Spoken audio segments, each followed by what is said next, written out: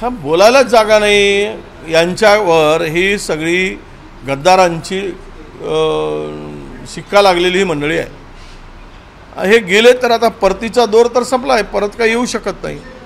पण मी तुम्हाला विश्वासानं सांगतो, हे गेलेले अजितदादा पवारांच्याकडचे असू देत किंवा शिंदे गटाकडले असू देत, पुढच्या महिनाभरामध्ये जवळपास हे यांचे दोघांचे मिळून 40 आमदार घरवापसी होईल ही परिस्थिती आता निर्माण झालेली आहे राज्यामध्ये।